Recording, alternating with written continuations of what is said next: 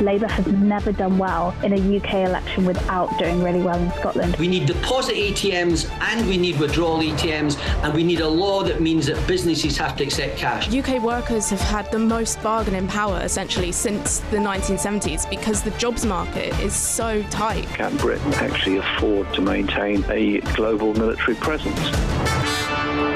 You're listening to Bloomberg UK Politics. I'm Stephen Carroll. And I'm Caroline Hepker. Welcome to the programme. Coming up, MPs are worried about the Telegraph newspaper's ownership, the security implications of the UAE supporting the Barclay family. We'll come on to that in just a moment. But first, there's only one topic of discussion in the political world this week. Take a listen to this. I will read it purely as a sign of electioning for a year out. I mean, there is no room for tax cuts. Let's just be very clear. I mean, the UK budget deficit is pretty high. They got a little bit more money in than they expected. Their overall tax revenue is well below the European average, and the British people want basically European standards for social services and US military power, to put it very bluntly, right? And there is a hole of at least 7-8% of GDP. So this is the real issue in fiscal policy in Britain, but that's not for the autumn statement. So that's Eric Fossen-Nielsen, Chief Group Economist at UniCredit, with the blunt view on the UK's finances ahead of this week's main event, the autumn statement. It is an event not only for politicians but also for markets there. So that's a sense of how the financial world is thinking about Jeremy Hunt's big day out on Wednesday. But don't let that get in the way of actually what Westminster is thinking about and talking about. So Jeremy Hunt says that he plans to cut taxes for businesses in order to spur economic growth and lift the economy, also by reforming welfare. I want to bring down our tax burden. I think it's important for a productive, dynamic, fizzing economy that you motivate people to do the work, take the risks that we need. So, a fizzing economy. I think it's very difficult not to take issue with that sort of description when you've had such sluggish economic growth, virtually in recession territory for the UK for so long.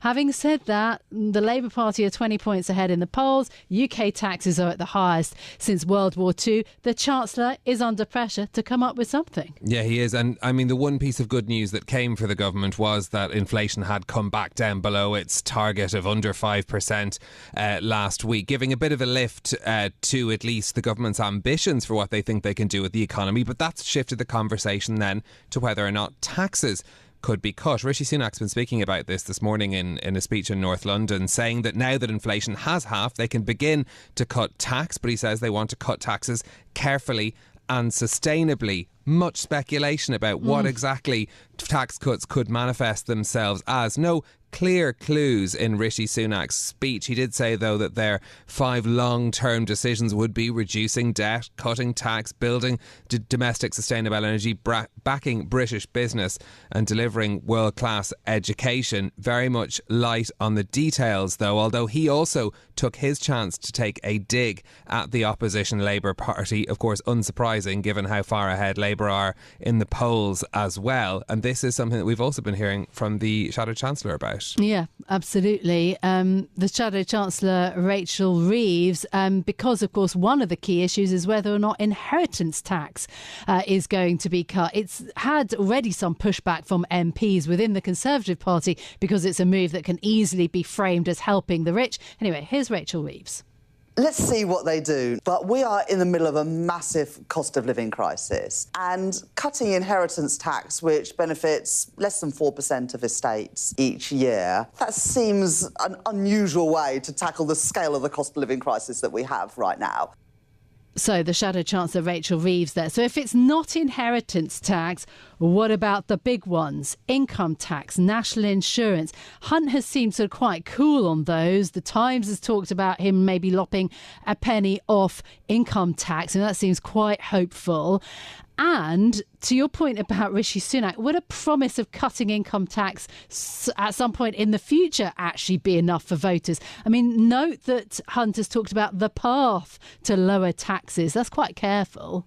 Yeah, indeed. Look, the conversation from Rishi Sunak talking about using words like wanting to cut taxes in a serious and responsible way based on the fiscal rules, which will really be key to the whole conversation around Wednesday's autumn statement. The Chancellor has to abide to the fiscal golden rules that public debt as a ratio to GDP should fall within a 5-year framework. The focus very much around how much money there will be to spend. We've been discussing this, of course, on this show in recent times as well. The latest calculations from Bloomberg Economics showing the number somewhere between 11 and 16 billion pounds, depending on how some of the calculations around the cost of debt repayments figure into the Chancellor's statement on Wednesday. Yeah, absolutely. That is essentially wafer thin leeway. So the Resolution Foundation's research director, James Smith, says that it is really not something to be reassured by. The key thing here is that headroom is really there for unexpected shocks and surprises. And if it's 20 billion, that would still be pretty low by historical standards. On a apples for apples comparison, the average is something like 25 billion. If you look over the past sort of 15 years, over the period we've had the Office of Budget Responsibility. So it shouldn't be that the Chancellor really tries to spend all this money. It's there for unexpected shocks, the economy turning out worse than expected. But despite that, we're hearing lots of speculation that the Chancellor will cut taxes, particularly personal taxes, and that's really the wrong priority. So that's James Smith from the Resolution Foundation. One of many opinions, of course, about what should be done in the autumn statement on Wednesday. This question, though, around whether this is the moment to make big steps about anything. Is it that the Chancellor is trying to leave a trail of breadcrumbs for Tory voters as to what they might eventually get if they stick with the Tory party at the next election, leading up to, of course, there's another big fiscal event to be had before we're expecting election in a year's time, which is the spring statement next year. It's worth thinking about the big picture too for the UK economy versus other developed economies as well. If we look at the OECD numbers, the UK on an overall tax to GDP level is below the average in terms of how high the tax burden is. Now, that's a combination of both companies and businesses. It does count for personal taxation though as well. The UK is below the average, and when it comes to the tax wedge on wages, the UK was 28th out of 38. So relatively, looking at other developed economies, it is lower taxes, but government spending as a proportion of GDP is also above average in the OECD but behind most of the developed European economies. So think about Germany, France, Spain, Austria, Greece, the Nordics, of course. The spending by the government is less too. Yeah, OK, but that's cold comfort to anyone who's just been through the cost of living crisis. And also, perhaps, the other issue is just how expensive our housing and property market is, and how expensive, things like childcare are in the UK versus those OECD countries. So I'm going to raise you on those figures in terms of the impact of taxation on the UK. But look, quietly, what has been discussed an awful lot less is whether or not Jeremy Hunt is going to clamp down on welfare spending, whether he's going to choose to upgrade pensions by a lower amount. There is also some leeway there. Basically, whether there's going to be some spending cuts in order to be able to afford some sort of a giveaway or sort of helping hand for voters. That obviously not the subject of as much speculation in the weekend's newspapers. Lots of talks about tax cuts. Well, this is when we get into the nitty gritty and perhaps slightly less exciting parts of the autumn statement. We'd bring up our old friend fiscal drag and how the freezing of the tax thresholds has meant that we're all paying more tax as a result as wages are rising. The flip side of that would be what you're talking about with benefits. If they're not rising in line with inflation, that's a real term pay cut for people who are on benefits or people who are in receipt of the state pension as well, but it doesn't seem as painful as announcing that the amounts are going to come down. So there's a political framing going on here as well about how perhaps that the Chancellor can extract some more money to perhaps get into a big headline measure that will allow them a little bit of political capital to spend, perhaps at the expense though of people like those who are on benefits. Yeah.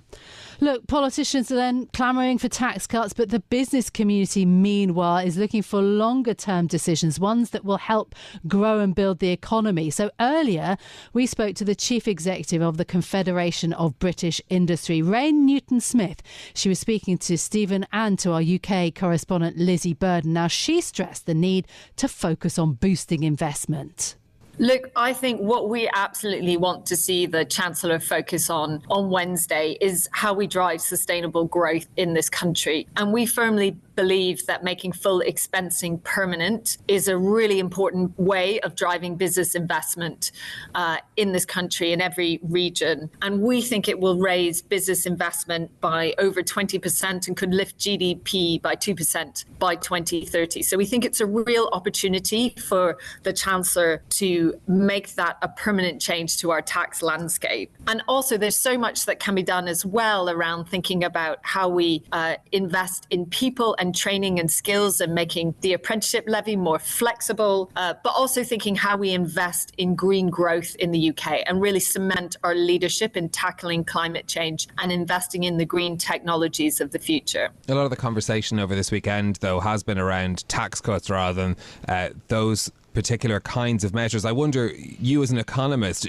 do you see the Chancellor having the fiscal headroom to be able to cut taxes, and is that going to be inflationary? Look, ahead of any fiscal event, there's always so much speculation as to whether there will be tax cuts, what measures will be taken. I think what we do know is the Chancellor is likely to have more fiscal headroom than was expected a few months ago. Partly that relates to the higher inflation we've seen and what that has done for tax receipts. But I think what the Chancellor will be wanting to focus on is really making sure that we have sustainable growth, and that is making sure that the growth we see doesn't fuel higher inflation. It's been welcome that we're starting to see inflation come down, but it's still at really high levels. So it's important that we focus on the supply side of the economy, what gets investment going, innovation across regions around the UK. That's where we would want to see the Chancellor take action. Well, is inheritance tax the right priority for a tax cut? We understand that's something he's considering. It's not one that businesses talk to me about. The things they talk to me about is how can we make sure we have a competitive tax landscape, particularly around how we incentivize investment, which is about finishing the job. The super deduction was really helpful on driving business investment as we came out of the pandemic. But now we need to see a permanent change to the tax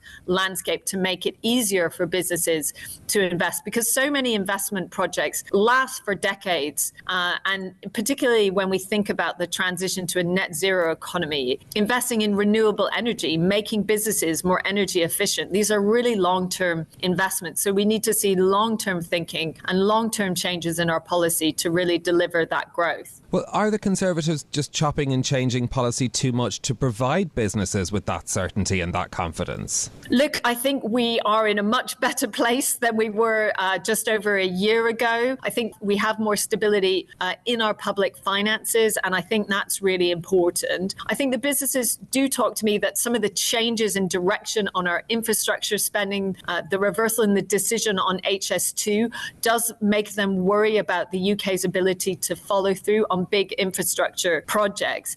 But I think the moment as we head into the autumn statement, what they are going to want to see from the Chancellor is a really concrete plan for getting growth going in the UK economy. That is about the landscape for business investment. It's about driving innovation, and it's about making the most of green growth opportunities and making it easy to crowd in private sector investment into hydrogen, into carbon capture, usage and storage, into some of the green technologies we know that the UK can really truly lead the world on. Rain, obviously you want to work with whichever party's in government. You've also got the Shadow Business and Trade Secretary Jonathan Reynolds speaking at your event this morning. From where you're sat in terms of what Labour's offering business, what are the main differences from the government?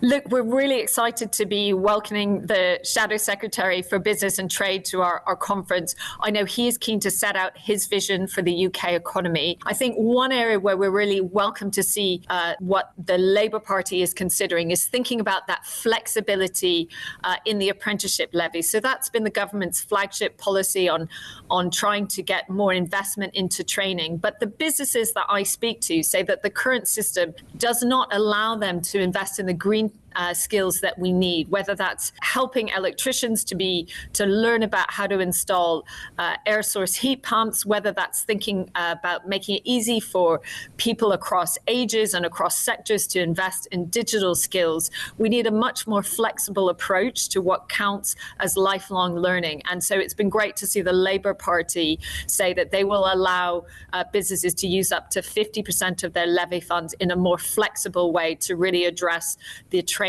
that a modern economy needs. Rain, your organisation has faced massive challenges over the past year. I wonder what state the CBI is in now and what you expect to be the shape of the organisation in the coming year. Are there more job cuts to come? No, we don't expect to see that at all. It's great to be back. I think for us as an organisation, we've had a really difficult year, but I think we've been on a really important journey. And I am delighted today to be welcoming hundreds of business leaders from across the country to have the Chancellor sit down with me to discuss his vision for the economy, having Jonathan Reynolds, the Shadow Secretary for Business and Trade, and the leader of the TUC, and so many business leaders coming to speak with us about what they want to see in our economy as we look ahead to next year, where we know we're going to see a general election. It's really important that we have a consensus on how we drive sustainable growth in this economy, and that we are listening to the voice of business and businesses around the country to ensure that we deliver that. Can you rule out a merger with Make UK? Look, as you've seen recently, we collaborate often with Make UK, where we align on some of the policies we want to see. We recently joined forces with them and Energy UK and had over 200 businesses show their support for asking the Chancellor to make capital allowances permanent and change that landscape here in the UK. So we'll continue to work with them on a vision for an industrial strategy for the UK. But the CBI wants to continue as the voice of business, that whole economy voice across regions, nations and sectors, and we're really proud to do that job. So that was Rain Newton-Smith from the Confederation of British Industry there, saying that she wants to see a focus on sustainable growth in the autumn statement on Wednesday. Now let's turn to another story that we're following for you. 6 Conservative MPs have written to senior ministers to say they have national security concerns about the potential new owner of the Telegraph newspaper. The bid by the Barclay family for the title is reportedly backed by a joint venture between Redbird Capital Partners and the UAE-based International Media Investments. Our media reporter Tom Seal joins us now for more. Tom, remind us first of all what's been going on with the battle for ownership of the Daily Telegraph. Hi there. It's really got quite complicated. The fund Redbird IMI that you referenced has come into play because the Barclays, they lost control of the Telegraph newspaper in June because of long-running unpaid debt with their creditor Lloyds Bank. They've been trying to offer increasing sums of money, reportedly, to make Lloyds whole, pay this debt back. And very recently, in the last week, they seem to have come up with an offer that pays the whole thing off, which receives some funding from the United Arab Emirates. And it looks like Lloyds is now considering, or poised to consider, this offer. And the latest twist in the tale, which came out last night in the Telegraph newspaper itself, is that this fund could then convert that into ownership of the newspaper. So in short, in a few weeks' time, it's possible that this Redbird IMI fund, backed by reportedly Sheikh Mansour, could own the Telegraph. OK, so MPs have an issue with this. Exactly what is it? So it's quite an unprecedented situation. The government introduced new national security investment screening rules, which I think kicked in at the beginning of last year. And this gives the government quite a broad discretion to investigate, screen and potentially block deals on national security grounds. It names a lot of sectors that it's interested in, usually technology or strategic technologies, quantum, AI, microchips, telecommunications. It doesn't mention media as far as I'm aware, but it does give the government kind of quite broad powers. So I'm not sure if that angle will play out for them. However, there are other investigations which could happen under what's called a PIN, which stands for Public Interest Investigation Notice and Intervention Notice, and that will trigger investigations from the media regulator, Ofcom, and the competition regulator, the CMA, and they will both study the sort of public interest and competition and media plurality implications of a change of ownership of a media title. So that then leads back to the Secretary of State, and there basically are a lot of questions around what happens next. Materially, what sort of action could that provoke? Could this stop this bid going through? I think it's a good question, and this has all moved so rapidly. We're trying to understand. I think it would be a very difficult decision for the government to block a media takeover.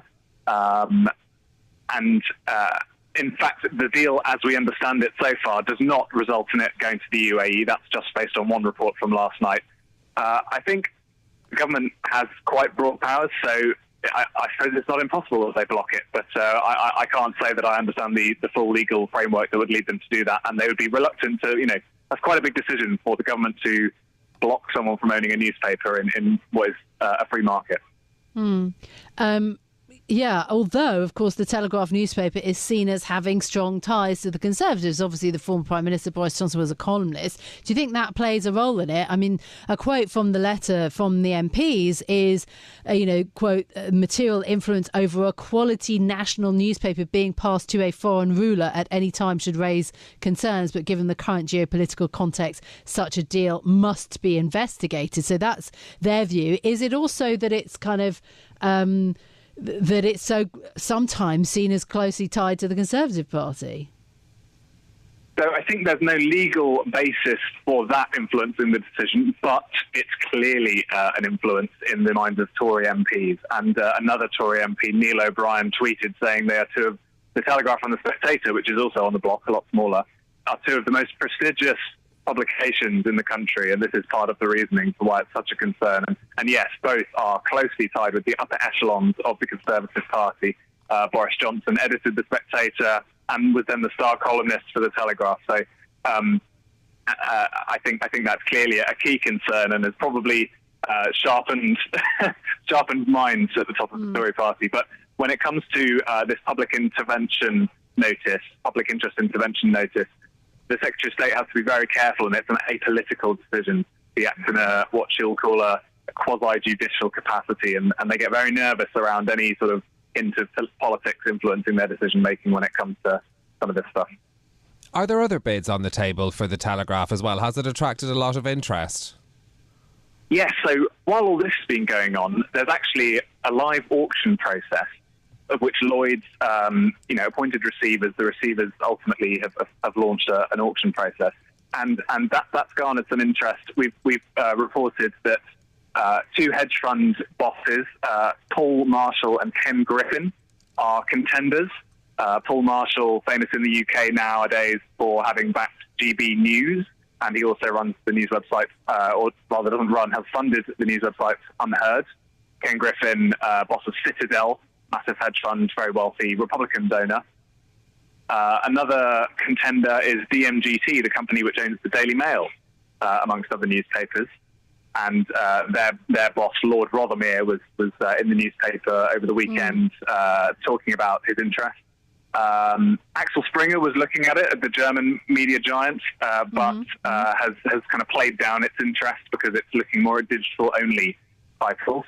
And I'm sure there are some names which haven't emerged yet. But the big risk of this loan and UAE offer is that the UAE-backed offer is that it could scupper and supersede the auction process entirely and sort of override all of it. And the Barclays either keep it or, according to the Telegraph, then ultimately hand it to the UAE-backed fund. Tom, it is fascinating that there are so many bidders for this title, given that, you know, the state of the media industry isn't great in general. And, you know, is it again this particular character of the Telegraph that's drawn so many bidders from different places, and it's perhaps its ties or its association with the Conservative Party? I think, yeah, these kinds of things don't come on the market very often, so there's a sort of a scarcity value, and yes, it's very influential.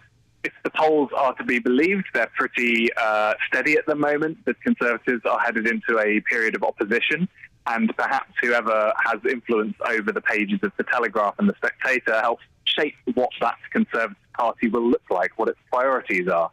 Now, that said, none of the bidders so far have really come forward with any great changes, but clearly being a newspaper proprietor is not an act of charity.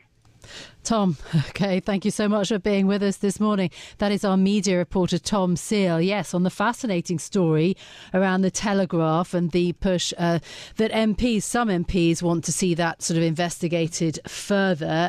Yeah, and it's a very interesting point. I mean, look, it's got to be said, the UAE owns an enormous amount of property, commercial real estate, hotels, life sciences, clean energy. They're involved in so much UK industry, and yet obviously their human rights record is considered poor, and so that's often why there are questions around this. But the UAE does a lot of business in the UK. And interesting too to see a test of this particular mechanism as well, to examine the national security concerns around this, because it's not something that we hear very often being employed. So certainly an extension of it to the media sector would be an interesting development in that area as well. Well, that's it from us for today. If you like the programme, don't forget to subscribe, give it 5 stars so other people can find it on Apple Podcasts, Spotify or wherever you listen. This episode was produced by James Wilcock and Tiwa Adebayo, and our audio engineer was Max Green. I'm Caroline Hepker. And I'm Stephen Carroll. We'll be back with more tomorrow. This is Bloomberg.